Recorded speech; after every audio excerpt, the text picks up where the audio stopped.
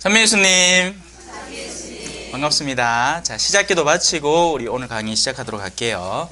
성부와 성자와 성령의 이름으로 아멘.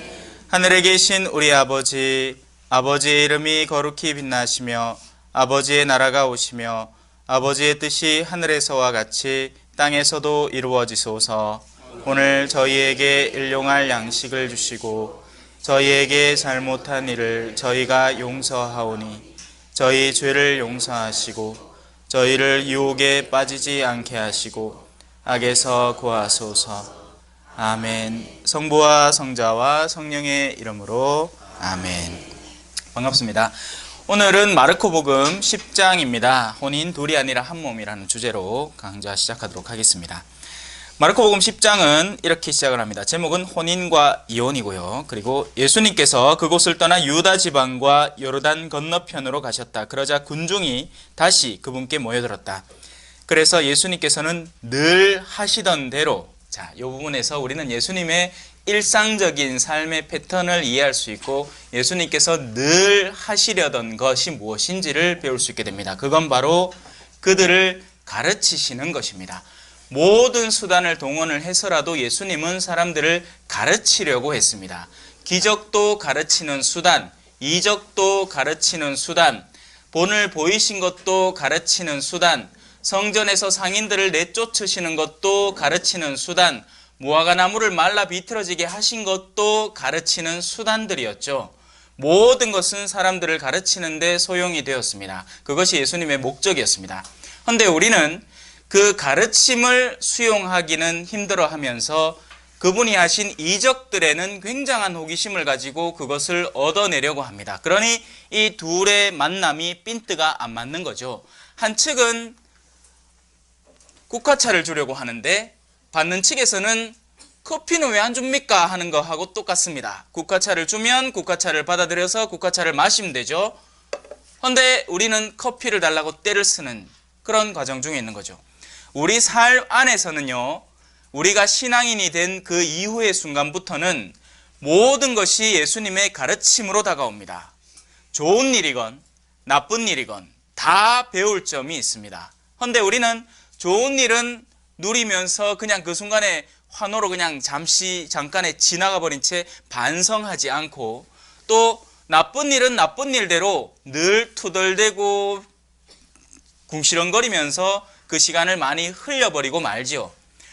좋은 일이 마냥 좋으란 법은 없습니다. 그 안에는 우리에게 독이 되는 좋음이 숨어 있을 수도 있습니다. 한 아이가 처음 컴퓨터를 받아서 좋아할 수 있겠죠. 하지만 머지않아서 그 컴퓨터에 여러 가지 요소들이 있죠. 엄마 아빠는 컴퓨터 왜 사줄까요? 공부하라고. 근데 아는 컴퓨터를 왜 갖고 싶어 했을까요? 게임하려고. 뻔한 얘기죠. 아이는 그 순간에 받고 엄마 아빠한테 엄마 고마워, 아빠 고마워요 막 할끼고 막 뽀뽀해주고 생 난리가 날 건데 실제 속은 예 이제 밤 새도록 게임해야지, 이렇게 되는 거죠. 그러니 여러분은 좋은 일에서도 나쁜 일에서도 언제나 삶을 반추해 보시고 무엇이 진짜 좋은 것이고 무엇이 진짜 나쁜 것인지를 올바로 분별해야 됩니다. 바로 그러한 것들을 예수님은 사람들에게 가르쳐주고 싶었던 거죠. 하지만 이 예수님의 가르침은 다른 가르침과 다릅니다. 자, 오선지 쫙 꺼놓고, 그죠? 조표 딱 그리고 도, 레, 미, 암만 배워보십시오. 내 마음이 아픈가? 내 마음과는 전혀 상관없는 가르침이죠. 1 더하기 1은 2. 어떤 애가 3 합니다. 얼마 전에 신부님들 카드요 인터넷에 비디오 봤는데 2 더하기 3은 하니까 답이 뭔지를 몰라갖고 이래 뒤를 딱 보니까 그 뒤에 나 가르쳐줬는 기라. 하니까 칠판에 손을 딱 대고 그 모양대로 딱 그리다 가네. 자, 그런 수학적인 가르침이나 화성학이나 모든 그런 사회 경제적인 모든 우리가 대학이라는 곳에서 배울 수 있는 그런 과목들은 내 마음과 상관없이 배울 수 있습니다. 심지어는 윤리나 도덕도 마찬가지예요. 공자가 뭐라고 했다. 맹자는 그 학설에 맞서서 뭐라고 했다. 그래서 최종적으로 뭐라고 결론이 남았다. 중용이 최고다. 암만 그딴 걸 배워봐야 내 마음이 쓰라리지 않습니다. 하지만 예수님의 가르침은 달랐어요. 왜냐하면 그분의 말씀은 살아있고 힘이 있어서 내 속에 들어와서 내 속셈을 꿰뚫어 버리니까요. 내 안에 그 어떤 어둠이라도 남아있을 때는 예수님의 가르침은 나에게는 쓰라림으로 다가옵니다. 숯불 집게를 짚고 숯불을 집어서 내 입에 갖다 대었더니 그것이 내 입에는 단데 속에 들어오자 써지는 겁니다. 그 두루마리 말씀, 그죠? 자, 바로 그런 예수님의 가르침이 이제 사람들에게 전해지려는 판에 있습니다. 그리고 오늘의 가르침은 특별히 혼인과 이혼에 관한 것이죠. 땡기죠? 최고의 화두 아닙니까? 우리가 늘 다루는 주제, 남편 욕을 하는 이유도 혼인 안에서 문제가 있기 때문에 욕을 하는 것이고, 그죠?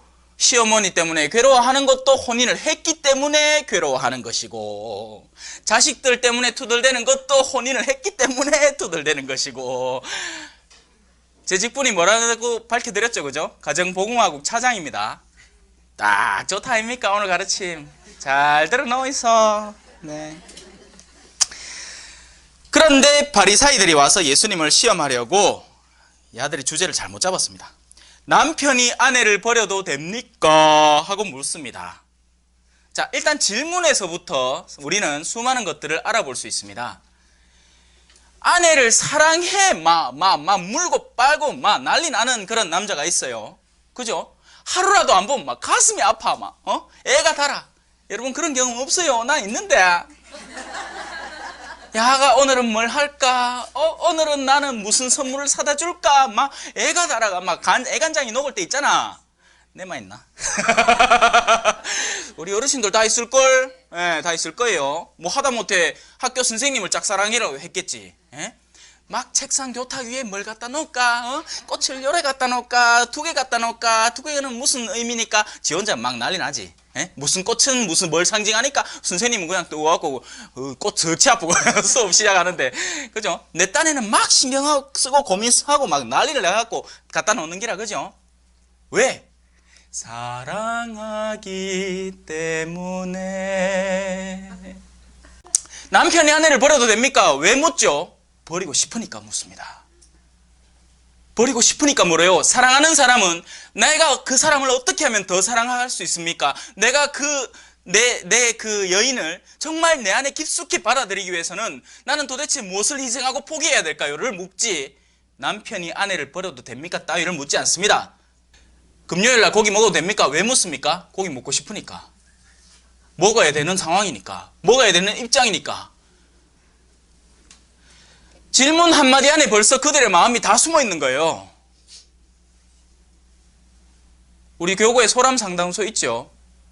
그렇게 수많은 전화들이 빗발치는 이유는 그 가정들 안에 다 문제가 있기 때문입니다. 그리고 농담처럼 하는 말이 있어요. 친구 얘기라고 하면서 꺼내는 얘기는 80%가 다 자기 얘기합니다. 야야 그거 아나? 내 아는 나중에 있나? 남편이 들어와갖고 이래 밤일도 뭐 어쩌고 저쩌고 막 이래 얘기를 해. 지 얘기라. 그래 상담받고 싶은 거예요. 근데 상담은 누구에게 받아야 되죠? 상담이 준비된 이에게 받아야 됩니다. 그렇죠? 특히나 사람의 일은요, 단순한 심리적인 문제나 아니면 뭐 예를 들어서 이거 법정 소송도 마찬가지예요. 이게 단순히 어떤 재산의 그런 유무의 문제나 아니면 법의 문제가 아니라 그 가장 깊은 곳에는 인간의 의도의 문제가 숨어 있습니다. 그 사람 죽이고 싶은 게야. 그 사람을 완전 망하게 만들고 싶은 거예요. 왜? 섭섭함을 당했으니까. 안 그랬으면 그 사람한테 내가 예를 들어서 예를 들어 100만 원 손해봤다. 그 정도 돈은 내가 스스럼 없이 누군가를 도와주려고 꺼낼 수도 있는 돈이에요. 내 마음만 좋으면. 근데 그놈의 인간이 내 마음이 안 드는 기라. 끝까지 내가 잡아 족치고 싶어요. 그러니 소송을 걸고 변호사를 선임하고 막 100만 원 꼴랑 빚진 것 같고 막 1000만 원짜리 변호사를 고용하고 어떻게든지 이기려고. 왜? 지면 안 되니까. 그 모든 움직임의 가장 깊은 곳에는 무엇이 숨어있다? 인간의 의도가 숨어있는 겁니다. 그래서 그런 의도들은 누구에게 점검받아야 하느냐? 예수 그리스도죠. 예수님의 삶에 비춰봐야 되는 거예요. 그런데 우리는 우리끼리 조언을 구합니다. 혼인 문제도 마찬가지고 야야 내 남편이 가는데 왜 되노? 하면 그 멍청한 여인네가 가지. 야, 이혼해라! 만나고 같이 사노! 야, 요새 결혼 시대인데 니 돌았나? 아이고, 삼시세끼를 차려준 멍청한 애가. 아니요, 그건 멍청한 게 아니라 책임감 있는 아내고 성실한 아내이고 아름다운 아내입니다. 근데 우리 사회는 그걸 부끄러운 일로 만들어버립니다. 그렇게 하는 게 부끄러운 일이냐? 유행 타는 거지. 요즘 시대가 어떤 시대인데, 요즘 시대가 어떤 시대인데요? 똑같은 시대예요. 요즘에도 책임감과 성실함은 찬란한 보석처럼 남는 시기입니다. 얼굴은 유행을 타요. 요런 얼굴은 한 70년대쯤에는 일기가 있었을 기라. 근데 지금에 와서는 눈이 이따시만하고 막 키가 막 엄청 크고 막 남자가 호리호리하애가 막 그 바지도 막 쫙 달라붙는 거 스키니진 뭐 이런 거 입어가 막 호리호리하애가 춤도 잘 추는 요런 남자를 선호해. 요즘 시대가 바뀌었어요. 미에 대한 기준은 그때 바뀝니다. 불과 80년대 영화를 보십시오. 여자들 머리가 왜 했는지 아십니까?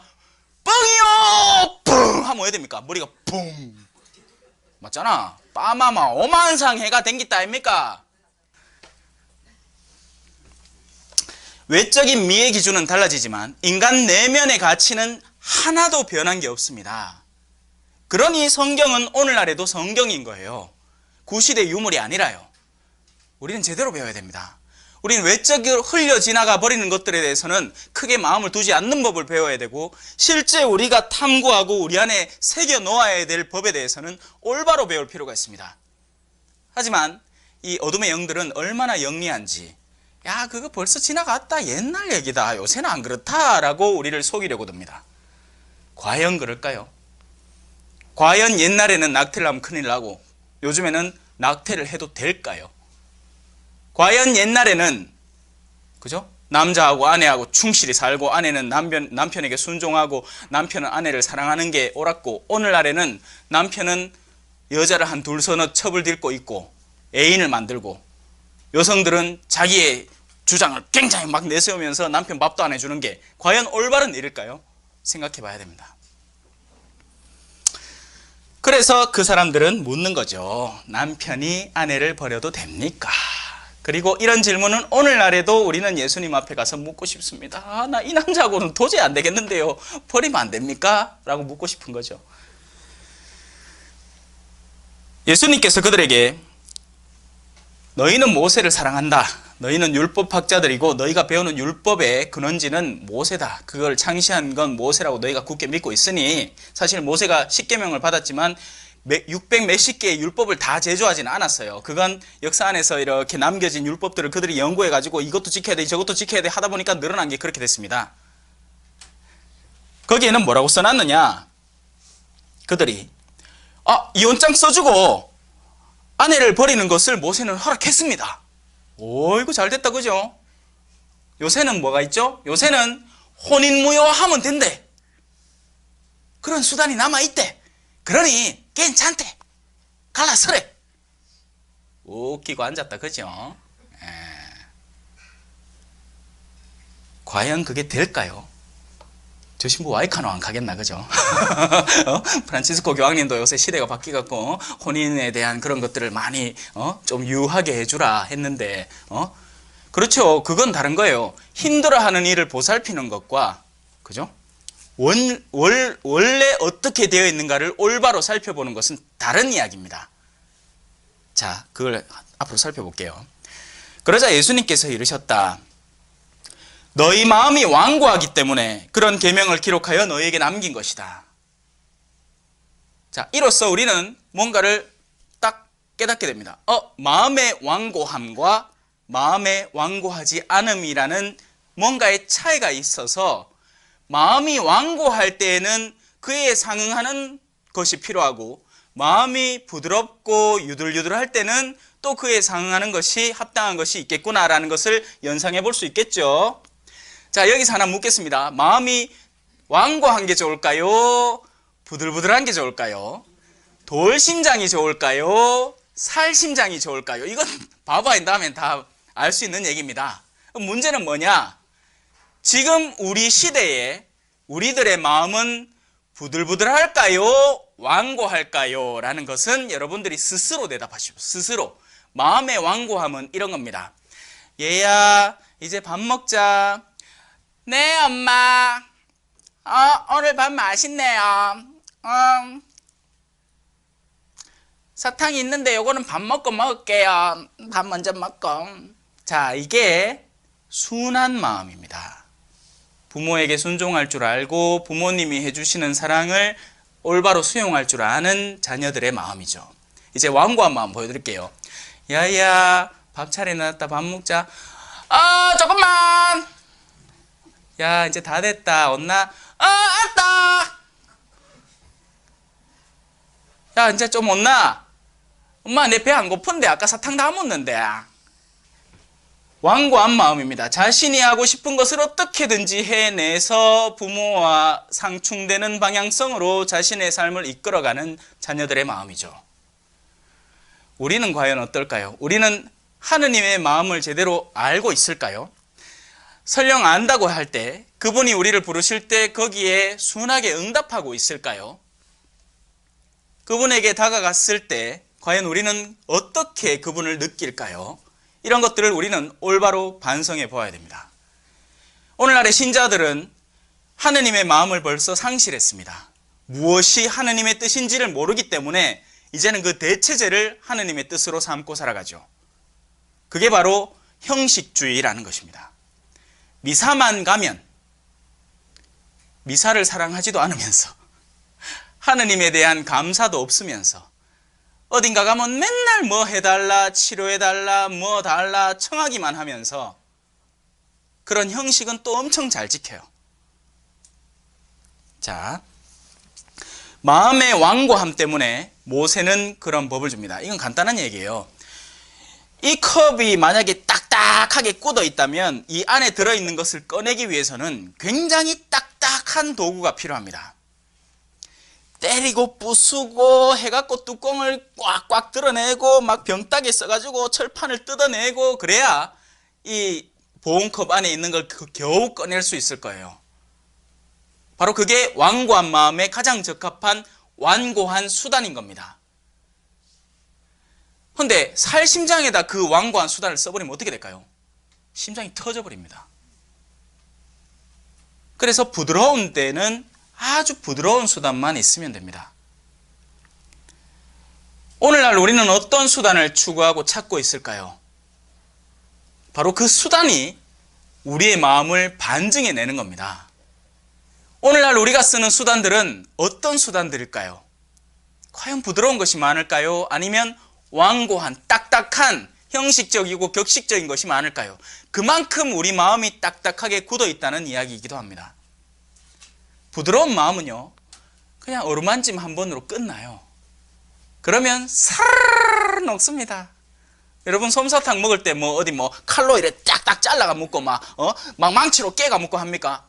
혓바닥으로, 그죠? 하마 사르르 녹잖아.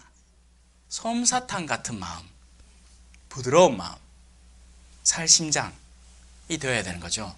하느님의 말씀 한마디에 위로받는 심장, 하느님의 초대 한 번에 응답하는 마음, 봉사직에 부름을 받았을 때 기꺼이 기쁘게 감사하는 마음으로 나오는 마음. 그런데 우리는 완고해진 거죠. 요즘 제가 얼마 전까지만 해도 성당에서 또 지내다 왔지 않습니까? 그죠? 사람들은요, 정말 내가 어디를 가야 하는지를 분별해서 가기보다는 누군가가 억지로 끌어당겨 가지고 질질 끄시고 올 때 겨우 대답해 주는 정도로 봉사활동을 합니다. 그러니까 내 탤런트가 뭐고, 나는 어디에 재주가 있고, 나는 무엇을 잘하고, 그러면 이런 데 많이 자리가 비어 있으니까 난 그쪽으로 쭉 가면 이 길대로 쭉 바로 걸어가겠구나 해서 가면 자기도 기쁘고 자기가 지닌 탤런트를 누리는 이들도 기쁠 텐데, 내 길은 원래 이 길이 아니에요. 내 길은 원래 이 길인데 딴 사람이 와서는 나를 딴 데로 막 끄실고 가려 합니다. 근데 그걸 찬다 하도 와달라고 때를 쓰니까 질질 끄실고 가긴 하는데 이 책상 부딪히고 저 책상 부딪히고 저 의자 부딪히고 저 사람 부딪히고 난리가 나는 거예요. 그게 오늘날의 본당 봉사의 현실입니다. 우리는 다들 저마다의 재주와 깜냥이 다 있어요. 자기들이 잘하는 게 있죠. 그걸 개발하고 그걸 찾아서 스스로 그 길로 갈 줄 알아야 되는데, 안 가고 기다리고 누가 나를 끌어주겠지. 늘 2인자로 뒤에서 막 숨어가지고 딱 있다가 걸려. 숨어 있을 수가 없잖아, 그죠? 네. 그러다 보면 이제 문제가 시작이 되는 거죠. 자기가 하기 싫은 일을 계속 하고 있으니까 자기도 기분 나쁘고 자기 주변에 있는 사람들도 계속 그의 투덜거림을 들어야 됩니다. 예수님께서 이르셨다. 너희의 마음이 완고하기 때문에 그런 거다. 너희가 마음이 완고하지 않았더라면 모세는 절대로 그런 것들을 허락할 이유도 없었을 것이다. 오히려 더 너희들을 초대하고 이끌어주고 도와주는 율법을 남겼겠지. 너희들이 하도 마음이 완고하고 너희들이 맨날 싸우고 다투고 죽이려고 하고 증오하고 그렇게 살아가니 모세가 이것만은 막자라는 마음으로 이혼장을 써주라고 한 거다. 왜? 이혼장이 없으면 그때 당시에는 여성들이 거의 재물 개념이었기 때문에 이혼장이라는 어떤 보증이 없으면 여자들은 죽어났던 겁니다. 그래서 모세는 남자들이 이혼할 권리를 보장해 준 게 아니라 여성들을 살려준 거죠. 최소한 이거라도 해라라는 거였습니다. 그러니까 위자료고 자시고 아무것도 없습니다. 그냥 나가 죽는 거야 그냥. 예? 근데 최소한 이것을 보장해 준 거죠. 사람은 살아야 되니까. 이렇게 묻지는 않지 않습니까? 아내가 남편을 버려도 됩니까? 이런 일은 존재하지도 않습니다. 어디 감히 아내가 남편을 버립니까? 이 시대에. 그죠? 요즘은 버리지. 요즘은 때리기도 하고 버리기도 하고 남자들이 맞고 사는 시대라면서요. 어머야, 큰일 날 뻔했다. 농담입니다. 예. 자, 창조 때부터 하느님께서는 사람들을 남자와 여자로 만드셨습니다. 그러므로 남자는 아버지와 어머니를 떠나 아내와 결합하여 비로소 둘이 한 몸이 되는 겁니다. 그래서 저는 반띠라 지금. 모질이. 뜨드르드드. 왜? 저는 반쪽이잖아. 하지만 그 나머지 반쪽을 저는 어디를 통해서 채워야 할 것 같습니까? 예수 그리스도인 거죠.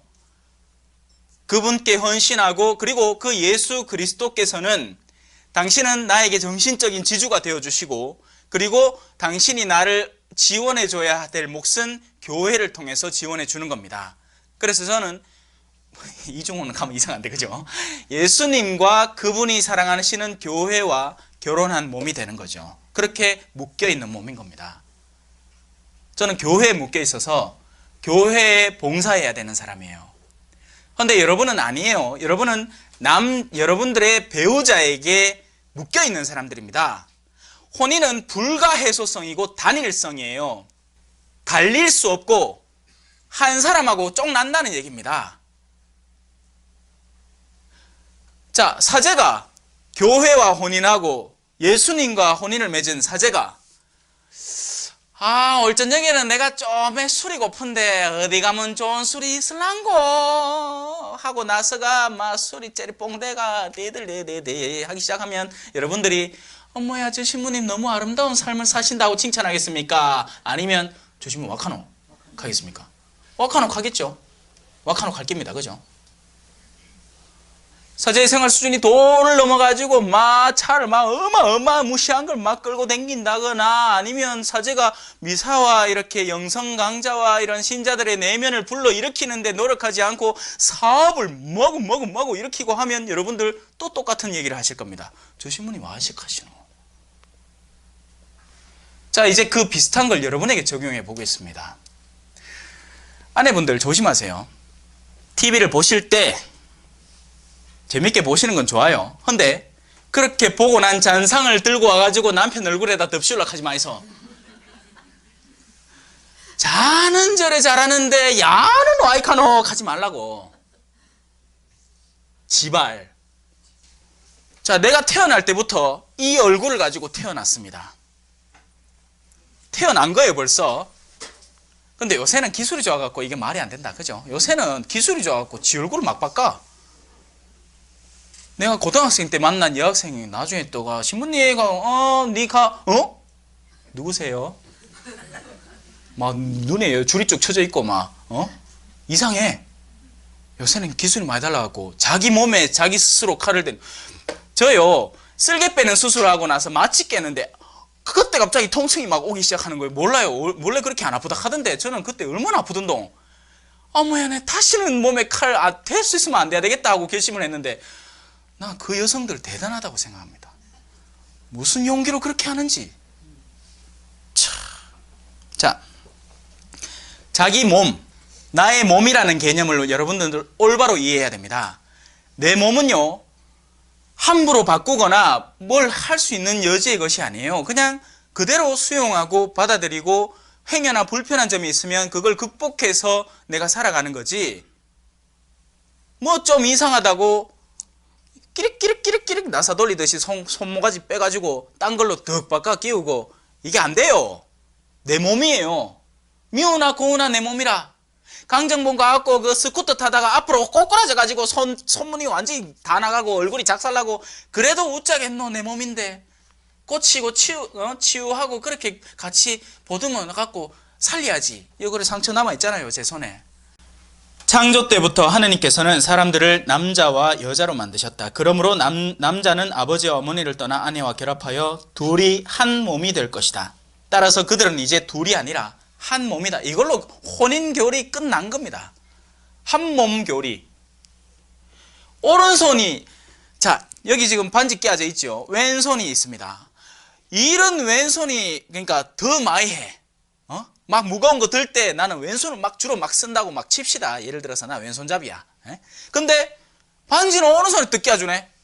그러니까 내 왼손이 막 항의합니까? 야, 머리야, 야, 정신 똑띠 차리고, 야, 내 말 좀 들어봐라. 내 왼손인데 네 집 뭐 하는 기고? 일은 내가 더 많이 하는데 와 영광스러운 일은 오른손이 더 많이 받노. 그렇게 얘기하는 손 봤습니까? 가마 여러분, 이거 오지도 못합니다 지금. 왜? 아침에 신을 때 오른 신발부터 떡 신기있기는 왼발이 막 나 이제 안 간다 삐짓다. 이런 상황이 지금 가정 안에서 벌어지는 거예요. 남편과 아내가 서로를 시기하고 재정이 분리되고 지 멋대로 막 지 하고 싶은 대로 하는 거예요. 그 모든 문제의 근본은 어디에 있느냐? 바로 우리 인간의 이기심에 있는 겁니다.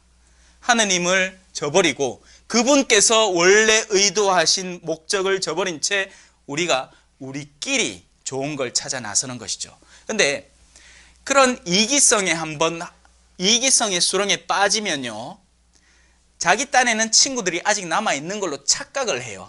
아니에요. 이기적인 사람은 친구가 존재할 수가 없습니다. 최종적으로는 자신의 이기성을 추구해야 되기 때문에 지금 내가 만나고 있는 이 여성, 그죠? 내가 누구를 욕할 때 나에게 동조해 주는 여성은 지금 이해관계가 맞아서 옆에 있는 것일 뿐입니다. 언제라도 수틀리면 또 갈라서는 거예요. 그러니 조심하십시오. 하느님을 사랑하는 이와 우정을 맺을 줄 알고, 그렇게 맺어진 우정 속에서 배우자를 찾을 줄 알고, 얼굴, 재산, 학력 이런 거 좀 보지 말고, 얼마 전에 TV 떡 보는데 카더라. 시어머니가 집을 사주면 그 집에 마음대로 드나들 권리가 있나 없나, 그걸 서로 막 패널들끼리 막 따지고 앉았어. 웃긴 얘기죠. 나이 다 무가, 그죠? 새빵살이부터 시작하면 될 걸, 그걸 부모님한테 떡 받았으니 받은 걸 어쩌겠습니까? 부모님 왜 줄까요? 그냥 줄까요? 부모님도 다 계산이 있어서 주는 건데. 그런 이기성들이 서로 부딪히고 싸우는 거죠. 그러면 나중에 뭐만 남느냐? 법정 다툼만 남는 겁니다. 이게 어디까지 정당하냐? 그럼 법이 다 해결해 줍니까? 아니요. 법으로 무언가를 해결을 시도하잖아요. 그러면 증오의 감옥에 갇혀버립니다. 법으로 말끔하게 끝났어. 대법원 판결까지 가고 니는 80%, 니는 20% 끝 했는데 끝난 거 맞습니까? 아니에요. 시작하기 전보다 5배, 10배는 더 증오하고 있습니다. 그 대상을. 이러니 예수님의 가르침이, 그죠? 사람들의 마음을 찌르죠. 저는 여러분을 찌르고 싶은 의도가 전혀 없는데, 제가 강의를 하고 나면 사람들이 와갖고, 신부님 돌직구 같습니다. 내가 언제 돌 던졌는데? 난 돈 떨진 마음이 하나도 없습니다. 오히려 돌을 맞은 마음을 치유해주고 싶은 마음이지. 하느님께서 맺어주신 것을 사람이 갈라놓아서는 안 된다. 이 부분을 저는 혼인 때마다 사람들에게 반복해서 강조를 시킵니다. 제가 하는 말을 자 따라 읽으세요. 하느님께서 맺어주신 것을 사람이 갈라놓아서는 안 된다. 하느님께서 맺어주신 것을 사람이 갈라놓아서는 안 된다. 가톨릭의 혼인은요, 이 세상의 혼인과는 차원을 달리합니다. 세상의 혼인은 사실 혼인이 아니에요. 그건 뭐냐? 계약입니다. 계약. 내 56%, 네 44%. 아이고, 큰일 날 뻔했다. 산수 잘하는데. 자, 됐지? 이제 하고, 니는 집, 나는 혼수, 품. 계약 맞지? 그러고, 내 사는 동안 내 니한테 밥 해주고, 니는 돈 벌어오고. 됐지? 자, 이런 식으로 계약을 하는 거예요. 무슨 말이냐? 그 중에, 계약 중에 하나만 틀어져도, 야, 안 되겠다. 우리 갈라서자. 니하고 내하고는 이 계약 관계가 안 맞다. 하고 끝나는 거예요. 그게 세상의 혼인입니다. 그래서 그들은 묶였다가, 갈라섰다가, 묶였다가, 갈라섰다를 자유자재로 합니다. 한 번도 진짜 자기의 몸이 되어 본 적이 없으니까요. 가톨릭의 혼인은 차원을 달리합니다. 왜요? 둘이서 묶이는 게 아니에요. 벽돌을 그냥 한번 쌓아 보십시오. 벽돌을 그냥 줄줄줄줄줄 쌓으면 손가락 하나로 넘어뜨릴 수 있습니다. 맞겠죠? 벽돌이 한 1.5m 정도의 높이만 올라와도 제일 윗장에 손가락을 대고 싹 밀면 몇 번 흔들흔들하고 싹 넘기면 넘어가 버립니다. 그런데 시멘트가 발린 벽돌은 어떨까요? 역청이 발린 벽돌. 그 중간에 보조제가 발려서 벽돌 하나 쌓고 시멘트 발라주고 또 벽돌 쌓고 시멘트 발라주면 벽이 되는 거예요. 그 벽은 그 어떤 인간의 힘도 쉽게 무너뜨리지 못합니다. 해머가 없는 이상은. 가톨릭의 혼인은 하느님, 예수 그리스도라는 중간재를 바탕으로 둘이가 하나로 묶이기 때문에 갈라질 수가 없는 거예요. 근데 그게 갈라치면 애시당초에 예수 그리스도가 그 사이에 안 붙어 있던가, 아니면 둘에게 있어서 엄청난 하자가 있어서 원래 붙어서는 안 되는 두 벽돌이 붙었던가, 그걸 알아보자는 게 혼인 무효화 소송이라는 것입니다. 근데 과연 그럴까요? 과연 두 성인 남녀가 멀쩡하게 성인이 되어서 자신의 자유의지로 결혼을 했는데 나중에 성격이 다르다고. 성격은 원래부터 달랐구만. 성격이 달랐으니 서로 사랑하지. 나도 뭐 좋아하고 니도 뭐 좋아하고 맨날 둘이 똑같은 것만 하면 재미 하나도 없습니다. 오늘 데이트하는데 오늘 내 뭐 좋은 거 해줄까? 가가 내한테 뭘 좋아? 근데 그걸 내가 벌써 다 알아. 나는 1차로 영화 보고 갔다가 2차로는 돈가스 먹으러 가고 3차로는 커피 한잔 먹고 집에 오면 돼. 그럼 상의할 일 있겠습니까? 또 만나고 가자. 둘이 또복또복 같이 병렬로, 그죠? 또복또복 영화 또 보고 가자. 또복또복 가고 돈가스 딴 것도 안 시켜. 한 사람은 돈가스, 한 사람은 우동도 아니고 둘 다 돈가스 떡 시켜. 돈가스 떡 먹고 할 얘기도 없어. 왜? 지 생각을 내가 다 알아. 둘이 똑같으면 아니에요. 둘이가 다르기 때문에 의미가 있는 겁니다. 둘이가 다르기 때문에 재미가 있는 거죠. 나 강좌하는 신부가 맨날 똑같은 사람이 똑같은 강좌만 하면 지어봐 죽을걸요, 여러분. 안 올 끼라. 하지만 왔잖아. 왜? 오늘은 뭘 또 해줄까? 궁금하기도 하고. 소리를 80% 지를까? 90% 지를까? 남자와 여자는 그렇게 달라야 됩니다. 원래 다른 거예요. 다르기 때문에 사랑에 빠지는 것이고, 그렇기 때문에 둘이가 같이 살겠다고 결심을 하는 거죠. 왜? 나에게 다른 무언가를, 내가 없는 무언가를 채워줄 거라고 기대하기 때문이죠. 그런데 그게 인간 사이의 계약 안에서는 절대 이루어지지 않습니다. 자, 두 손을 보십시오. 두 손은 우리가 맞잡을 수 있어요. 왜냐하면 서로의 부족한 공간에 다른 손가락을 끼워 넣을 수 있기 때문이죠. 하지만 이 두 손이 서로의 모난 점만 부딪히기 시작하면 하나부터 열까지 다 부딪힙니다. 그런데 그게 서로 부딪히기 시작하면 끝도 없는 거예요. 끝도 없는 거. 남성들은 집중 잘하고 앞을 향해 바라보고 거기에 막 달려갑니다. 그렇게 구조가 짜여 있어요. 여성들은 가슴이 괜히 두 개 달렸겠습니까? 하나만 잘 챙기라 하면 가슴 하나만 가운데 떡 달리면 되지. 이상하다, 그죠? 네. 옛날에 토탈 리콜이라는 그런 영화에 가슴 3개 달린 여자도 있더만. 가슴은 2개가 있습니다. 왜? 두 아이를 동시에 돌볼 수 있도록. 때로는 왜 쌍둥이가 생기죠? 둘 다 돌볼 수 있기 때문에. 그게 여성의 가능성인 겁니다. 여성들은 모든 것들을 기억하고 모든 것들을 관찰하면서 섬세하고 다정다감하게 그것들을 다 보살필 수 있도록 만들어져 있는 거죠. 그걸 잘 활용을 해야 돼요. 어떻게? 여보, 오늘 당신 무슨 약속 있다 하지 않았어? 요 우산 들고 가. 그거 갈 때 비 올 수도 있으니까. 그리고 손수건 챙겨가고 당신 땀 많이 흘리잖아. 얼마나 이쁘고 좋아. 그죠? 내한테 그런 마누라 하나 있으면 그죠? 막 챙겨줄겠는데, 자기야 오늘 성경 강좌 있지? 오늘은 날씨가 차니까 요 옷 입고 가. 하면 알았어 하고 다 이거 가면 좋을 낀데, 그죠? 그렇게 서로 챙기라고 만들어준 거예요. 근데 왜 쓰는지 아십니까? 당신 예, 3월 며칠 날 내한테 이렇게 했는 거 알아? 5월 16일 날 내가 그거 다 기억하고 있대. 막. 그럼 못되게 쓰는 기라. 그럼 남자는 왜 합니까? 모르지 뭐. 남자는 몰라요. 남자는 지금 사건, 지금 최근에 일어난 일들을 바탕으로 사건을 해결할 뿐인데, 여성들은 막 3월 6일부터 시작, 벌써 지금 몇 월이고 지금 2월이잖아요. 작년 3월부터 시작해갖고 채워온 거 막 쌓아놨다가 인자 터트리는 기라. 막 사람 환장한다. 속이 천불나요. 남자는요 그렇게 복잡하지 않아요. 단순해요. 남자는 문제를 해결하려고 해요. 여보, 차가 시동이 안 걸려. 이 여자 왜 전화했을까요? 여보, 나 불편하니까 당신이 나를 걱정해주고 보듬어 줬으면 좋겠어 라는 얘긴데, 남자는 그거 괜찮다. 시동키 다시 한번 돌려봐라. 안 되면 그 왼쪽 밑에 그 스위치 있잖아. 그 차뚜껑처럼 만들어진 스위치, 그거 딱 당기면 앞에 열리거든. 그러면 배터리 그거 한번 점검해봐라. 그거 물 한 부 봐라. 이렇게 하고 앉았습니다. 여보, 시동이 안 걸려. 그래, 그 시동키, 여보, 시동이 안 걸린다니까? 그래, 그 앞에 그 스위치, 여보, 시동, 이거 뭐 말이 안 되는 게라, 이게. 동문서답이지. 그 두 개를 잘 활용을 해서 서로의 부족한 부분을 채워줘야 됩니다. 근데 그 작업을 누가 도와줄 수 있느냐? 인간의 능력치가 아니에요. 거기서부터는 신적인 영역이 개입되어야 되는 것입니다. 그러기 위해서 가톨릭 신자들이 교회 안에서 하느님 앞에 서약을 하는 거예요. 그렇게 살겠노라고. 기쁠 때나 슬플 때나 건강할 때나 병들어 있을 때나 언제라도 돌보아 주겠다고 그 일을 하는 겁니다.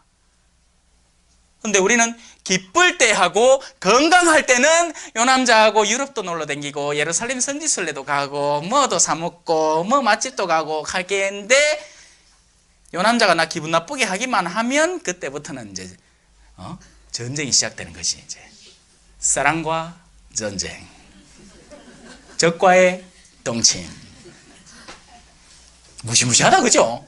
에? 나를 미워하는 사람과 한 자리씩 잘락하 있긴 해. 뭐요? 아니에요. 하느님은 서로의 다름을 창조하셨고 서로 사랑하라고 그렇게 만드신 겁니다. 집에 들어갔을 때 제자들이 그 일에 관하여 다시 묻자 예수님께서 그들에게 말씀하셨다. 누구든지 아내를 버리고 다른 여자와 혼인하면 그 아내를 두고 간음하는 것이다. 또한 아내가 남편을 버리고 다른 남자와 혼인하여도 간음하는 것이다. 안타까운 일이죠. 하지만 그러면 지금 이미 갈라선 이들은 어떻게 해야 됩니까?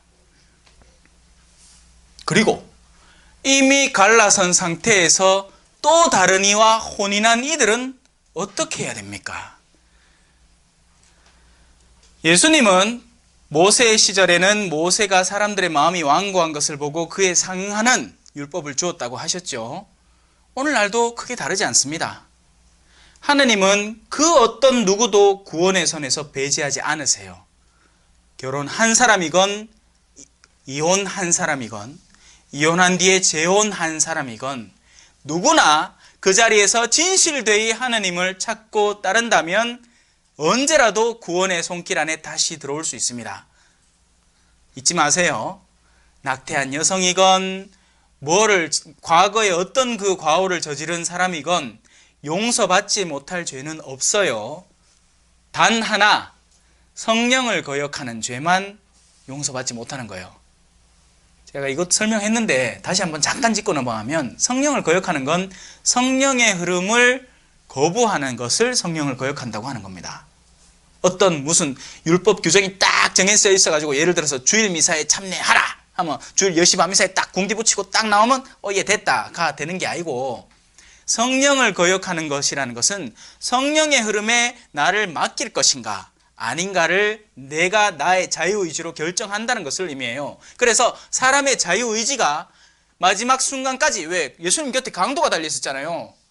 여러분, 십자가형에 처해질 만한 죄라면 예수님이라는 예외를 제외하고는 나머지는 다 누구를 죽였거나 살인을 했거나 아니면 흉악 범죄를 저질렀기 때문에 가장 극악무도한 범죄 처형 수단으로 십자가가 쓰이는 겁니다. 예수님의 오른쪽 강도가 착한 사람이라고 착각하지 마십시오.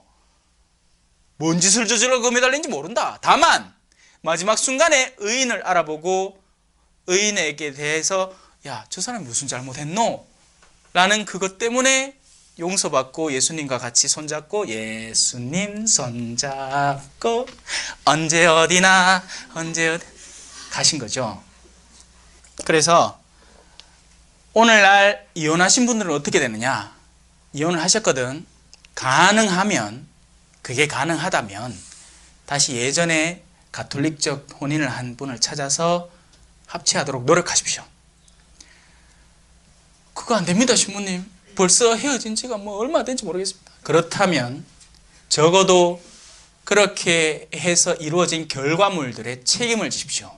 그게 뭐냐? 그렇게 해서 생겨난 자녀들에게 적어도 아빠는 되어주라는 말입니다. 자녀들은 아무 탓이 없잖아요. 우리 그때 다 갈라서 갖고 딱딱딱 끊고 깔끔하게 헤어지기로 했습니다. 아니요. 자녀들의 마음은 그렇지 않습니다. 어른들끼리 뭔 짓거리를 해갖고 어떻게 갈라섰던 자녀들에게는 자기 아빠 엄마가 있어요. 그리고 그걸 알아요, 그들은. 그러면 마지막까지 책임져 주십시오. 그리고 그렇게 해서 새로 혼인을 해보습니다. 성실하십시오. 다시 같은 오류를 반복하지 마십시오. 근데 요즘 사람들은 무슨 혼인과 이혼을, 그죠? 유명 연예인들, 그죠?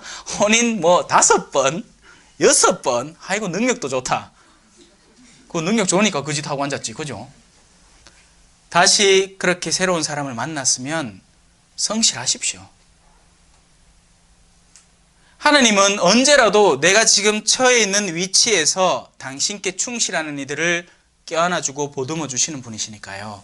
다만, 자, 교회, 신부님, 근데 성체도 모시고 싶습니다. 그러면 시작하십시오. 뭘? 혼인모여와 소송을 시작하세요. 신부님, 그 시간 너무 많이 걸리던데요. 지상에서 걸리는 시간이 중요하겠습니까? 당신이 영원 안에서 누려야 할 것을 빼앗기는 것이 중요하겠습니까? 그건 스스로 분별하시고, 만약에 여러분이 어느 직장에 들어가야 되는데 거기가 3년의 공부가 필요하다면 그 공부 안 하시겠습니까? 하겠죠. 할 겁니다. 그거 하고 있잖아, 지금 고등학생들 다 대학교 들어가려고. 그리고 대학교 4년 동안 직장 구하려고. 다 하고 있는 거예요. 그거 안 되면, 자, 혼인모화소송 이미 시도해 봤습니다. 안 됩니다.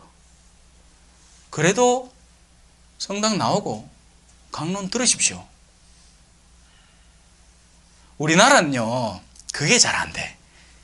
왜? 부끄럽거든! 우리나라는 그게 안 돼요. 눈치가 너무 보여요. 성당에 가면 무조건 주임사에 가면 다 성체 모시러 나가기 때문에 내 마음이 오늘 찌그렁 망탱이든 뭐 완전 이제 금방 내 마누라하고 싸워가지고 막 속에 막 열불이 터져갖고 막 화가 가득 차 있어도 성체 모시러 나갈 때 또 저벅저벅 나간다. 씩씩하면서 술이 막 이마에 대해 토요일날 밤에 막 친구들하고 막 어만상 마시고 막 나쁜 짓 다 하고 왔는데 내가 주위 성당에 무슨 종회장이니 뭐라 얼굴 뻘개가 나온다 이래. 성체 모신다고. 진짜 그죠? 너무 형식적이고 위선적인 행동입니다. 그래서는 안 되는 거죠. 하느님을 사랑하는 마음으로 그 모든 일들을 해야죠. 그러니 그 반대라면, 그죠? 나에게 남아있는 유일한 제재는 혼인이고 나는 하느님을 만나고 싶다면 왜 못 만납니까? 누가 막습니까, 그걸? 가세요, 성당. 가서 강론도 듣고, 그죠? 하나님께 열심히 청해 보십시오. 그리고 수단이 하나 있긴 합니다. 뭐냐? 전 배우자가 깨꼬닥 하면 혼인은 그 유대가 해소됩니다. 근데 뭐 알 도리가 없지. 연락도 안 할 낀데, 그죠? 혹시 아나? 근데 참 그래요.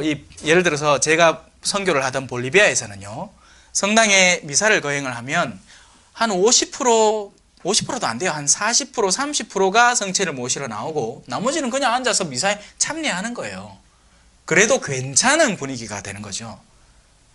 근데 우리나라는 이 가톨릭 신자들의 이 그룹이 소위 엘리트 신자들이기 때문에 일단 성당 나오면 기본은 다 갖춰야 된다고 생각하니 성당이 야전병원이 아니라 프란치스코 교황님이 얘기했죠. 그러니까 교회는 야전병원이어야 된다. 왜? 전쟁이, 세상 안에서 영적 전쟁이 벌어지고 있고 거기 부상병들도 추스리고 아픈 사람들도 데리고 와갖고 다시 치유하고 살려가지고 다시 세상에 보내서 전쟁이 임하게 도와줘야 될 판에 우리는 누가 딱 들어올라 하는데 당신 혼인관계 어떻게 돼요? 그래. 아이 그거 안 돼. 교무금 낼 돈은 있어요. 안 돼? 아이 그러면 안 되는데. 뭐 글은 알아요. 기도는 외울 수 있어요. 누구세요 해주려고? 내 사수성당 가 있긴 해. 그 어르신들 중에서도 문맹인 분 계시더라. 그럼 그분들은 평생 가도 세례 못 받겠네요. 기도문 못 해야가.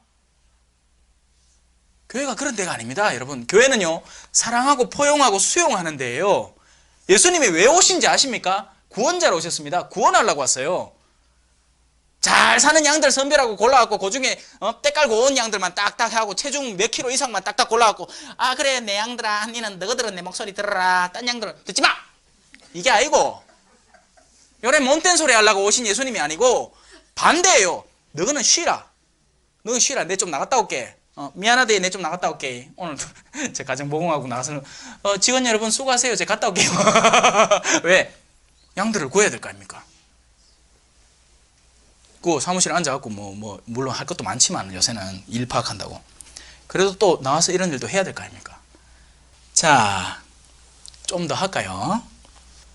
어린이들을 사랑하시다. 저도 어린이들을 참 사랑합니다. 그러니까 어린이들을 이상하게 사랑하면 안 되지. 미국 교회 난리 났잖아. 아동 성추행 이런 것 때문에. 그래 사랑하라는 게 아니고 무엇을 사랑해야 되느냐? 어린이와 같은 영혼들을 사랑하는 것이고 어린이와 같은 영혼들은 당연히 어린이들 속에 존재합니다. 근데요, 요즘 어린이들은 많이 달라요. 요즘 어린이들은 벌써 초등학교에서 소위 일본 말로는 이지메라고 표현하고 우리나라 말로는 왕따라고 표현하죠. 벌써 초등학교에서 왕따를 실행하는 단계에 이르렀어요. 그리고 아이들이 벌써 허영심이 가득해서 자기가 사는 아파트에 사는 아이들끼리 놀고 그보다 좀 못한 아파트에 사는 아이들은 의도적으로 안 만나는 수준에까지 이르렀고 제 진짜 웃기게 들은 이야기는 뭐냐면 어느 유치원에서 한 반의 부모들이 찾아와서 우리 아파트 사는 아이들만 따로 한 반을 만들어 달라고 요구를 했답니다. 이런 멍청한 부모들이 세상에 존재를 하는 이상 아이들의 마음도 더는 아이들의 마음이 아닙니다. 벌써 물들어 있는 거예요. 값비싼 걸 선물을 좋아하는 아이가 되어 있는 거죠. 그 선물을 준비한 정성이 중요한 아이가 아니라 우리는 잘 살죠. 우리 잘 삽니다. 여러분 착각하지 마세요. 우리 잘 사는 나라예요. 인터넷 속도, 휴대폰 숫자, 각 가정마다 갖고 있는 자동차 숫자 다 한번 보십시오. 우리 잘 사는 나라예요. 그런데 마음은 더없이 공허할 수도 있습니다. 자, 이때 당시만 해도 아이들은 아이들이었어요. 아이들은 그냥 와 하고 막 돌 쪼가리 몇 개 모아갖고 막 갖고 놀고 그런 아이들이죠. 사람들이 어린이들을 예수님께 데리고 와서 그들을 쓰다듬어 달라고 하였다. 그리고 이 앞에서 제자들이 사람들을 꾸짖습니다. 스승님 바쁘십니다. 우리 스승님이 무엇 때문에 바빠야 할까요? 스승님은 무엇 때문에 당신의 시간을 쏟아야 할까요? 그것은 바로 이 어린이와 같은 이들을 위해서 당신의 시간을 쏟아야 되는 겁니다. 그래서 예수님은 제자들 보라고, 당신은 제자들도 사랑하셨지만 지금 어린이들이 다가오는 것을 막는 제자들에게 띵 하고 받쳐서 깨달으라고 보란 듯이 얘기하십니다. 예수님께서는 그것을 보시고 언짢아 하시며 제자들에게 이르십니다. 어린이들이 나에게 오는 것을 막지 말고 그냥 놓아두어라. 사실 하느님의 나라는 이 어린이들과 같은 사람들의 것이다. 여기서는 어린이들 하면 우리는 무조건 하는 이런 꼬맹이들을 연상합니다. 하지만 어린이들이라는 것은 어른도 어린이가 될 수 있습니다. 나이가 60, 70이 됐는데도 돈 욕심이 막 들어가. 와, 아들 사탕 하나 주면 사탕 2개 친구 안 나눠주려고 내가 언제 다 먹을 거야 하고 고집 피우는 아이 많기로 나이 60, 70에 막 재산 꼭 찌고 네 자식들한테 안 줄 거야 하는 거 똑같은 거예요. 껍데기만 늙었지 얼굴에 주름만 늘었지 하는 짓거리가 똑같아. 애들 어린이들인 거죠. 야, 니요 썬더볼트 로봇 있나? 없지? 내가 왕년에 이런 일을 했는데 당신 이런 일 했어? 똑같은 거예요. 서로 자기가 갖고 있는 게 더 낫다고 자랑하고 그거 갖고 싸우는 거 똑같은 내면인 겁니다. 어린이들이죠. 그런 어린이들을 예수님은 포용하시고 계시는 겁니다. 그냥 얼라들 말고, 물론 그 어린이들이야말로 진짜 어린이죠. 그들의 어림은 순수한 어림이고 어른들도 어린이들이에요. 미숙한, 성장하지 않은, 세금 낼 줄 알고 막 재산세 내고 무슨 세 내고 막 환급 받는 거 막 현금 영수증 막 모아갖고 오만 거 다 할 줄 아는데 내면을 다 쓰이지 못해요. 조금만 성가신 일이 있어도 금방 바락 하고 성질을 내는 그런 어린이들인 거죠. 내가 진실로 말한다. 어린이와 같이 하느님의 나라를 받아들이지 않는 자는 결코 그곳에 들어가지 못한다. 그러고 나서 어린이들을 끌어안으시고 그들에게 손을 얹어 축복해 주셨다. 자, 여기에서 말하는 어린이의 특징은 부모에 대한 수동성입니다. 우리는 이 하느님과의 관계에 있어서 우리가 여전히 능동성을 쥐고 싶어요. 그러니까 하느님을 좌지우지하고 싶은 거지. 내 뜻은 생생히 살아있고 하느님을 내 주머니에 넣고 내가 이용하고 싶은 거예요. 내가 필요할 때 꺼내서 보고 필요 없으면 집어넣는 그런 하느님. 아니에요. 내가 하느님의 뜻에 갖다 들러붙어야 됩니다. 하느님 무엇을 원하십니까? 오늘 제가 그 뜻을 이루겠습니다. 아침에 일어나실 때 성우 그으시면서 그냥 기도문 적혀있는 기도문만 외우지만 말고 하느님 오늘 당신이 저에게 무엇을 주실지 모르겠지만 저에게 주시는 것을 당신 뜻에 맞게끔 이루어 가겠습니다. 했는데 내가 평소에 늘 꼴사납게 여기는 친척 중에 한 명이 나를 찾아오겠다고 전화를 해. 그 순간에 여러분은 여러분의 의지를 통해서 그를 다룰 것이 아니라 하느님께 서약해 드린 대로 그를 맞아드려야죠. 왜 하필 그날 올까요? 왜 하필? 그죠? 그게 다 이유가 있다니까. 오늘 여러분들이 만나는 하루 일과 중에 만나는 일과 사람과 사건들은 모두 하느님께서 여러분에게 자, 그 다음에 요거 밟고 요거 밟고 자, 잘 딛고 온나 라고 주시는 도전 과제들이에요. 그런 것들을 올바로 밟아야 내가 성장하는 거죠. 그런데 우리는 회피하는데 굉장히 익숙해져 있습니다. 고통이 다가왔을 때 일단 피하고 보고 싶은 거예요. 근데 피하면요 그 순간은 모면할 수 있지만 내가 크질 않습니다. 그래서 우리는 끌어안는 법을 배워야 돼요. 예수님이 십자가 앞에 탁 서고 패션 오브 크라이스트에 나오지 않습니까? 그죠? 막 채찍질 막 당해가 티 죽겠는데 십자가 또 보고는 하고 끌어안아 보잖아. 그런 모습을 배울 줄 알아야죠. 자, 하느님 나라와 부자 살짝 살펴보겠습니다. 한 청년이 와서 내가 영원한 생명을 받으려면 무엇을 해야 합니까?를 묻습니다. 자, 이제 이 청년의 질문에서 우리는 앞선 질문과 굉장히 다른 차이점을 발견할 수 있죠. 앞서서는 뭐라고 했습니까? 남편이 아내를 버리려면. 근데 이 청년은 영원한 생명을 얻으려면 적어도 이 청년의 방향성은 죄악에 얼마나 더 빠져야 되는데 거기 가림막이 뭐냐를 묻는 게 아니고 내가 선으로 나가고 싶은데 어떤 수단이 필요하냐를 묻는 겁니다. 그래서 예수님은 묻죠. 이거 하지 마라 저거 하지 마라 저거 너 다 알고 있지? 계명 다 알고 있지? 지키나? 하니까 청년이 예 지킵니다 합니다. 그러니 예수님은 흐뭇하게 이 청년을 바라봐요. 사실 우리는 이 청년의 부자 청년이 마지막에 실패한 것처럼 느껴지죠. 저는 그렇게 생각 안 합니다. 이 청년은 돌아가서 묵상을 쉬게 하고 나중에 돌아올 가능성이 굉장히 높은 청년이에요. 예수님은 그를 흐뭇하게 바라봅니다. 예수님께서는 그를 사랑스럽게 바라보시며 이르셨다. 자, 이제 너에게 부족한 것이 하나 있다. 여러분 착각하지 마세요. 우리는 욥 구절을 읽고 깜짝 놀랍니다. 왜? 예수님 이렇게 말씀하시거든요. 가서 가진 것을 팔아 가난한 이들에게 주어라. 내 돈, 내 지갑, 내 재산, 이건 안 되는데. 걱정 마세요. 예수님은 절대 여러분에게 그거 요구하지 않습니다. 왜? 우리는 아직도 청년이 지키고 있는 앞선 규율들도 제대로 지켜내지 못하고 있으니까요. 그래, 걱정 마세요. 우리는 계단의 첫 단계를 밟아야 되는 거고, 이 청년은 벌써 청년의 그 계단에, 그 자신에게 주어진 계단에 얼마 남지 않은 단계만 밟으면 덕이 완성되는 단계입니다. 착각하지 마세요. 뭐 부자라고 해갖고 나쁜 사람이 아니에요. 이 청년은 어릴 때부터 그걸 충실히 지켜왔던 부자인 겁니다. 부자라고 무조건 다 나쁜 사람이 아니고, 가난하다고 해서 또 반대로 다 착하지도 않아요. 탐욕스러운 가난이 얼마나 많은데요. 자, 그러니 여러분들에게도 여러분들의 수준에 가장 적합한 도전이 주어질 것이고, 그건 오늘 하루의 삶 가운데 여러분들에게 이미 던져졌을 겁니다. 뭘까요? 모르지 뭐. 누군가에게는 남편, 누군가에게는 시어머니, 누군가에게는 자식, 누군가에게는 고민하는 문제, 누군가에게는 약간 부담스러운 일 등등등등등. 여러분들은 오늘 하루 그거 하나만 넣으면 됩니다. 이 부자 청년은 가진 것을 다 팔면 돼요. 이제 남은 게 그거밖에 없는 거야. 헌데 이 청년은 좀 고민을 하죠. 왜냐하면 그 마지막 단계야말로 제일 좀 빡시거든. 사람이 무언가를 소유하고 나면, 사람이 무언가를 쓰는 것과, 저도 제 카메라가 있어요. 제 카메라를 쓰고 제 뭘 쓰고 하는데, 쓰는 것과 그걸 강하게 소유하는 것은 다른 차원입니다. 여러분은 소유의 욕구를 조심하셔야 돼요. 필요해서 쓰는 거는 괜찮아요. 정말 필요한데 내가 24인승 버스를 몰든 아니면 뭐 45인승 버스를 몰든 내가 필요해서 쓰면 돼. 근데 소유하려는 욕구는 조심하십시오. 네, 오늘 이렇게 10장, 마르코복음 10장 함께 배워봤습니다. 좋은 하루 되시고요.